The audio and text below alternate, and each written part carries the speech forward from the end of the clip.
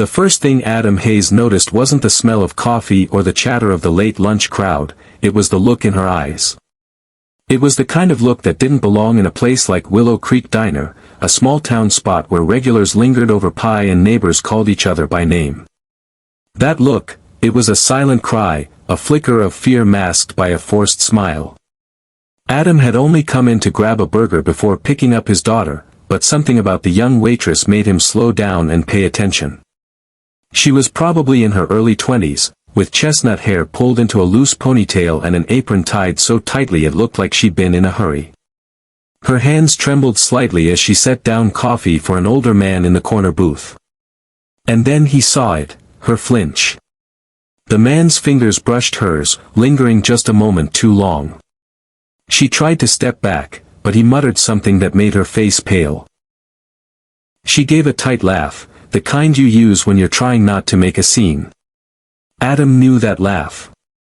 He'd heard it before, in his late wife, when she'd been cornered by someone at a party who didn't know when to back off.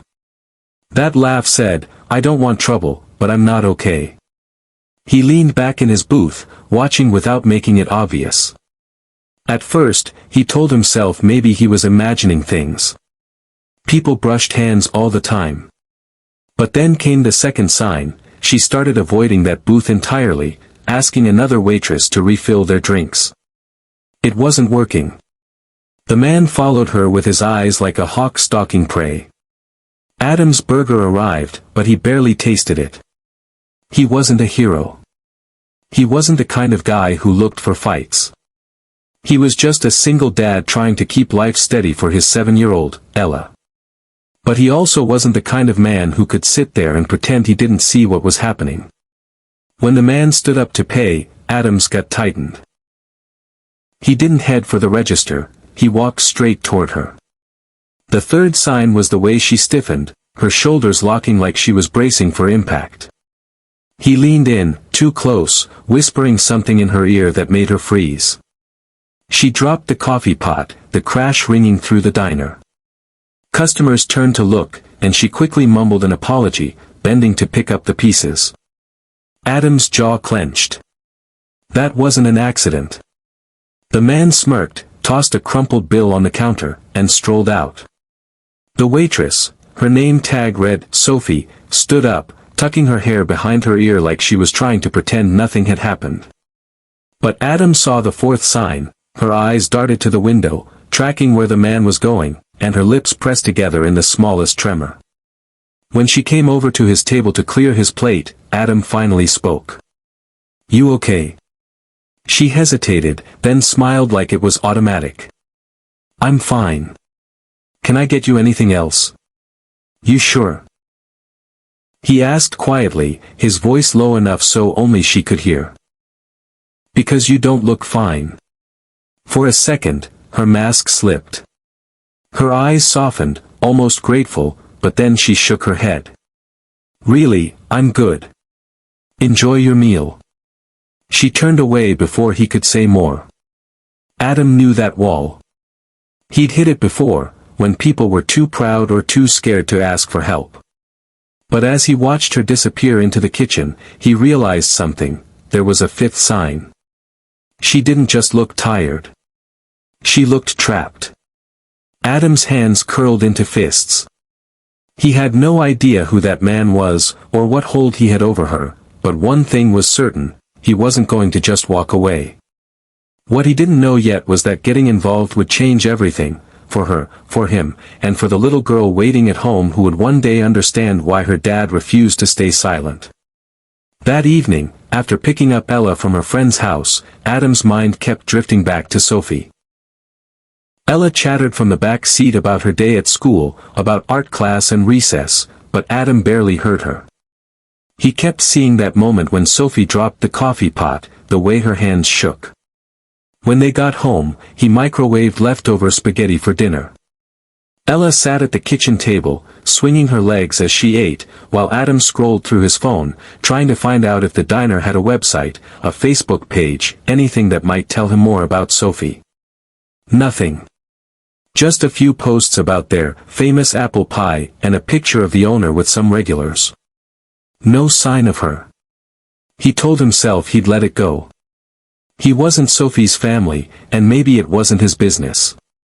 But that night, lying in bed, he couldn't sleep. Every time he closed his eyes, he saw that flash of fear in hers. And then something happened that made up his mind. It was close to midnight when he heard a faint sound outside, a car door closing, then muffled voices. He pulled back the curtain and saw a beat-up sedan idling at the curb. A man stepped out. Even in the dim light, Adam recognized him. It was the guy from the diner. He wasn't alone. Sophie was with him. Adam's pulse kicked up, his hand tightening on the curtain. Sophie's head was lowered, her arms wrapped tightly around herself.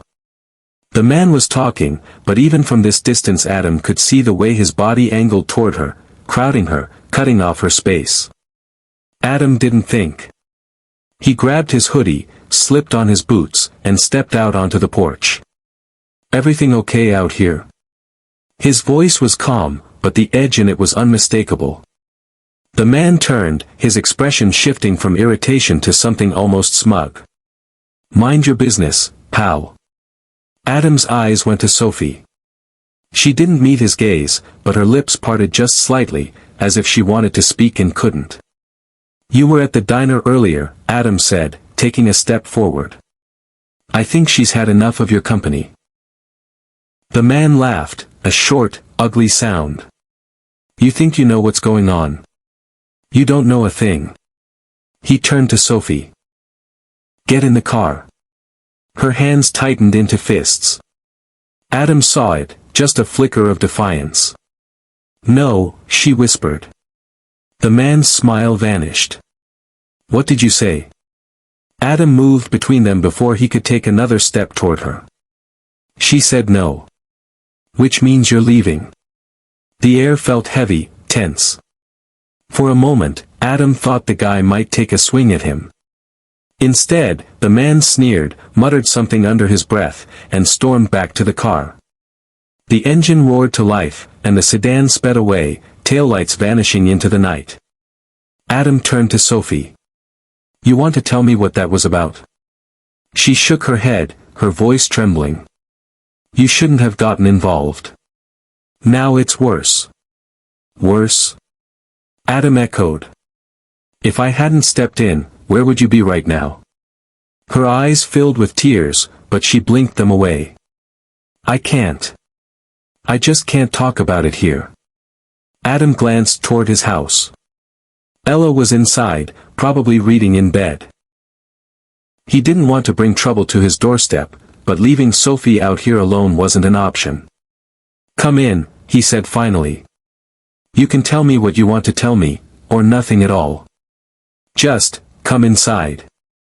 For a moment, she hesitated. Then she followed him in. Inside, the warmth and faint smell of spaghetti sauce seemed to relax her shoulders just a little. Ella padded into the kitchen, rubbing her eyes. "Dad? Who's that?" "This is Sophie," Adam said gently. "She's a friend." Sophie smiled faintly. "Hi." Ella's curious gaze lingered, but she didn't ask more questions. She just went back to her room, humming softly to herself. Adam poured Sophie a mug of coffee, the same way she'd done for strangers all day. She wrapped her hands around it like she was trying to draw warmth from something solid. "That man," Adam began carefully, "he's not family, is he?" She shook her head. "No." "Boyfriend?" Her jaw tightened. "Not anymore. But he doesn't care about that." Adam's stomach sank. He knew exactly what that meant. Sophie stared into her coffee. "We met a year ago. He was charming at first, you know. Sweet. He bought me flowers, opened doors, said all the right things. But then he started showing up at work. At first, it was just to keep me company. Then it was to make sure I wasn't flirting with anyone. Then, it got worse." Adam didn't interrupt. "I finally told him I was done. I thought he'd leave me alone. But he won't. He waits outside the diner sometimes. He sends messages. Tonight he said if I didn't come with him, She stopped, her throat working. Adam's grip on his mug tightened. He's threatening you. She nodded, tears spilling over now. I don't know what to do. I don't have family here. I can't just quit my job, I need it to pay rent. Adam sat back, his mind racing. He'd been through hard times after his wife passed, times when he didn't know if he could keep the roof over their heads. But being hunted by someone like that. You're not alone anymore, he said finally. If he comes near you again, we call the police. And until then, you've got a place here if you need it. Sophie's breath caught, like she wasn't used to anyone offering her anything without strings. But Adam meant it. He wasn't just helping her because she was in trouble. He was helping her because he knew what it was like to feel powerless, and because he couldn't stand the thought of walking away when someone was drowning right in front of him. What Adam didn't realize was that this night was only the beginning. The man from the diner wasn't going to disappear quietly. And soon, protecting Sophie would mean risking more than just his own safety. The next morning, Adam woke before dawn. Sophie was still asleep on the couch, curled beneath a quilt his mother had made years ago. For the first time since she'd walked into his house, her face looked peaceful. He brewed coffee quietly, not wanting to wake her, and tried to figure out his next move. He couldn't just send her back to the diner without a plan. That guy, whoever he was, would be waiting. Ella padded into the kitchen, still in her pajamas. Is she staying? She whispered, nodding toward the living room. For now, Adam said. She needs a safe place. Ella considered this, then nodded solemnly, as if she understood more than he expected. Okay. I'll be nice. By the time Sophie woke, Adam had made pancakes. She tried to protest, saying she didn't want to be a burden, but Ella distracted her by chattering about school and offering her the biggest pancake on the plate. For a brief moment, it almost felt like a normal morning. But reality came crashing back when Sophie's phone buzzed on the table. She glanced at it, and all the color drained from her face. Adam caught a glimpse of the message. You think I can't find you? Sophie's hands shook as she set the phone down. Adam took it, scrolling through. Dozens of messages, some pleading, some threatening, all from the same number. That's enough, he said firmly. We're going to the police. Her eyes widened. No, Adam, you don't understand. He'll just get angrier. He's good at talking his way out of things. He'll make it look like I'm lying. Adam leaned forward. Then we make sure there's no doubt. You save these messages, you document every encounter, and if he shows up, I'm there. Sophie hesitated, then nodded. They went to the diner together that afternoon. Adam parked in front, making sure everyone saw him walk Sophie inside. She looked nervous, but he stayed at the counter for a while, ordering coffee and keeping an eye on things. For the first hour, nothing happened. Sophie served customers, smiled politely, and even laughed with one of the older regulars. Adam started to think maybe the man had gotten the message. Then the bell over the door rang. Adam didn't need to turn around to know who it was, the shift in Sophie's posture told him everything. She stiffened, her hand tightening on the coffee pot. The man sauntered in like he owned the place. His smirk was a direct challenge. Adam stood. You're not welcome here. The man glanced at him, then at Sophie. We need to talk. She's at work, Adam said flatly. You need to leave. The man's eyes narrowed. You her boyfriend now? That it? I'm the guy who's going to make sure you don't put your hands on her again, Adam said, his voice low but steady. The room had gone silent. A couple in the corner booth watched intently. Even the cook had paused, leaning halfway out the kitchen door. The man took a step forward, his voice dropping. You think you can protect her forever? You can't be everywhere. Adam stepped closer. "Try me." For a long moment, they stared each other down. Then, with a scoff, the man turned and walked out. Sophie's hands were trembling as she set the coffee pot down. "You shouldn't have done that," she whispered. "I'm not letting him scare you," Adam said. But deep down, he knew Sophie was right. The man wasn't finished. He'd just been humiliated in public, and men like him didn't take that well. Later that evening, Adam double-checked the locks on his doors. Something told him this wasn't over, something cold and heavy that settled in his chest. And he was right. Because 2 nights later, Adam woke to the sound of footsteps outside his house. The footsteps were slow, deliberate, crunching against the gravel like someone wanted to be heard. Adam sat up in bed, every muscle tense. The clock read 2:14 a.m. He slipped out quietly, grabbing the baseball bat from behind the bedroom door. Down the hallway, Ella's door was closed, the soft glow of her nightlight seeping into the hall. Sophie had been sleeping in the living room again. When Adam reached the bottom of the stairs, he saw her. She was standing in the middle of the darkened room, frozen, eyes locked on the window. "He's out there," she whispered. Adam moved to the window and parted the curtain just enough to see. There he was, standing by the edge of the yard, his face barely visible in the dim glow of the street lamp. The same smirk. The same unshakable arrogance. Adam's pulse hammered. He considered calling the police, but he knew by the time they arrived, the man could be gone. And without proof, it would just be Sophie's word against his. Then the man took a step forward, into the yard. Adam yanked the front door open, bat in hand. "That's far enough." The man stopped, tilting his head like Adam had just told a joke. "What, you gonna hit me? In front of your kid?" "My daughter is asleep," Adam said through clenched teeth. "And if you take one more step, I'll make sure you regret it."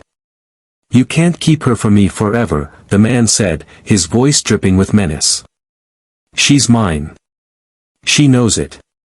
Sophie stepped onto the porch behind Adam, her voice shaking but loud. "I'm not yours. I never was. And if you come near me again, I will make sure the police see every single message, every single call, and every person who's watched you stalk me." The man's jaw tightened. "You think they'll care? You think anyone will believe you?" Adam stepped forward, his voice low but lethal. "They'll believe me. And they'll believe the cameras." That made the man pause. Adam pointed toward the security camera mounted above the porch, a new addition he'd installed the day after the diner incident. "You've been on film since you stepped foot in my yard. Now get off my property." For the first time, the man's confidence wavered. He spat on the ground, then backed away slowly, finally turning to disappear into the shadows. Adam didn't move until the sound of his footsteps faded completely. Then he turned to Sophie. She was shaking so hard he thought she might collapse. "It's over," he said softly. "No," she whispered. "Not yet. But maybe soon." Adam walked her back inside, locking the door behind them. He knew she was right. The man might be gone for now, but he wouldn't truly stop until someone made him. And that meant the next step wasn't just protecting Sophie, it was ending this. The next morning, Adam made some calls. A friend from high school worked as a county deputy, and Adam trusted him. He told him everything, about the messages, the threats, the confrontation at the diner, and the night before. The deputy didn't hesitate. "We can file for a restraining order today. And I'll have a patrol car swing by your place for a while." When Adam told Sophie, she looked both relieved and afraid. "If we do this, there's no going back." "That's the point," Adam said gently. "No more looking over your shoulder." They went together to the sheriff's office. Sophie's hands trembled as she signed the paperwork, but Adam stayed right beside her. By the time they left, the restraining order was in place. It felt like a victory. Small, but real. But 3 days later, the man broke it. It happened on a Friday night. Adam had picked up Ella from her after-school program, and Sophie had stayed behind at the diner to cover an extra shift. Adam didn't like her being there late, but she insisted she needed the hours. He was in the middle of helping Ella with her homework when his phone buzzed. It was Sophie. "Help. He's here." Adam's chest tightened. "I'm coming. Stay inside." He grabbed his keys and was out the door before Ella could ask what was wrong. The diner was only 10 minutes away, but every red light felt like an eternity. His hands gripped the wheel so tightly his knuckles ached. When he pulled into the parking lot, he spotted the man instantly. He was standing near the back entrance, blocking Sophie from leaving. Her apron was still on, and her face was pale in the glow of the exterior light. Adam didn't hesitate. He jumped out of the truck and stormed toward them. "Hey!" The man turned, and something in his expression shifted when he saw Adam. "Look who finally showed up. Thought maybe you'd stopped caring." "I told you," Adam said, his voice low and shaking with fury. "Stay away from her. She's mine," the man spat. "She just doesn't remember what it was like when things were good. I can fix this. You're the problem." Adam stepped in close, his voice like steel. "You broke the law the second you showed up here. You're done." The man laughed. "You think a piece of paper's gonna stop me?" Adam had heard enough. He glanced toward the diner's front window. 2 waitresses were standing there, watching nervously, phones in hand. That was good. Witnesses. "Here's what's going to stop you," Adam said, taking out his phone and hitting record. "Every word you say, every threat you make, it's all going to the police." The man's smirk faltered. You broke the restraining order," Adam cut in. "And now you've got half the diner watching you do it. So you can walk away now, or you can walk away in handcuffs. Your choice." For a moment, the man looked like he might try something, but then the distant wail of sirens broke the silence. His eyes flicked toward the street, then back to Adam. "This isn't over," he muttered. "Yeah," Adam said, "it is." 2 sheriff's deputies pulled into the lot, lights flashing. Within minutes, the man was in handcuffs, shoved into the back of a patrol car. Sophie stood nearby, arms wrapped around herself, tears streaming down her cheeks, not from fear this time, but relief. When the deputies drove away, Sophie turned to Adam. "I don't know what I would have done if you hadn't." "You don't have to finish that sentence," Adam said gently. "You're safe now." She let out a shaky laugh. "I don't even know how to thank you." "You don't need to," Adam replied. "Just promise me something, don't ever let anyone make you feel small again." For the first time since he'd met her, Sophie's smile reached her eyes. "I promise." That night, as Adam drove her home, Ella sat in the back seat, humming softly to herself. And Adam realized something: helping Sophie hadn't just been about protecting someone in trouble. It had been about showing Ella the kind of person he hoped she'd grow up to be. Someone who noticed. Someone who acted. Someone who refused to stay silent.